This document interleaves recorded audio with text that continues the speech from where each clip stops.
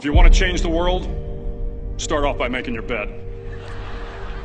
If you make your bed every morning, you will have accomplished the first task of the day. It will give you a small sense of pride, and it will encourage you to do another task, and another, and another.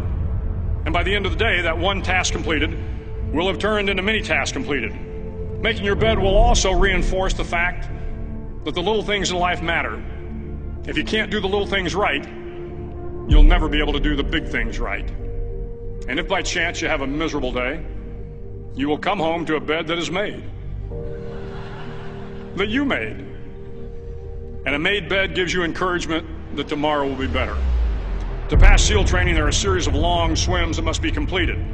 One is the night swim. Before the swim, the instructors joyfully brief the students on all the species of sharks that inhabit the waters off San Clemente.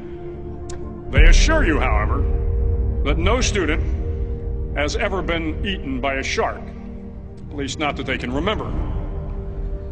But you are also taught that if a shark begins to circle your position, stand your ground. Do not swim away. Do not act afraid. And if the shark, hungry for a midnight snack, darts towards you, then summons up all your strength and punch him in the snout, and he will turn and swim away. There are a lot of sharks in the world. If you hope to complete the swim, you will have to deal with them. So if you want to change the world, don't back down from the sharks. Over a few weeks of difficult training, my SEAL class, which started with 150 men, was down to just 42. There were now 6 boat crews of 7 men each. I was in the boat with the tall guys, but the best boat crew we had was made up of the little guys, the Munchkin crew, we called them. No one was over 5'5". The Munchkin boat crew had 1 American Indian, 1 African American, 1 Polish American, 1 Greek American, 1 Italian American, and 2 tough kids from the Midwest. They out-paddled, outran, and outswam all the other boat crews.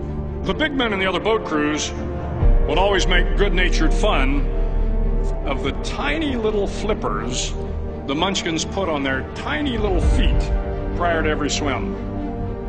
But somehow these little guys from every corner of the nation and the world always had the last laugh, swimming faster than everyone and reaching the shore long before the rest of us. SEAL training was a great equalizer. Nothing mattered but your will to succeed, not your color, not your ethnic background, not your education, not your social status. If you want to change the world, measure a person by the size of their heart, not by the size of their flippers. The 9th week of training is referred to as Hell Week. It is 6 days of no sleep, constant physical and mental harassment, and 1 special day at the Mud Flats. The Mud Flats are an area between San Diego and Tijuana where the water runs off and creates the Tijuana Sloughs, a swampy patch of terrain where the mud will engulf you. It is on Wednesday of Hell Week that you paddle down to the Mud Flats and spend the next 15 hours trying to survive the freezing cold, the howling wind, and the incessant pressure to quit from the instructors.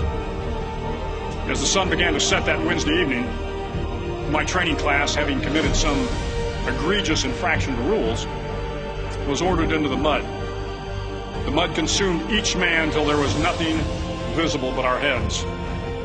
The instructors told us we could leave the mud if only 5 men would quit.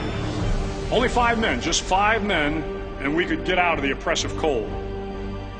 Looking around the mud flat, it was apparent that some students were about to give up. It was still over 8 hours till the sun came up. 8 more hours of bone-chilling cold. The chattering teeth and the shivering moans of the trainees were so loud, it was hard to hear anything.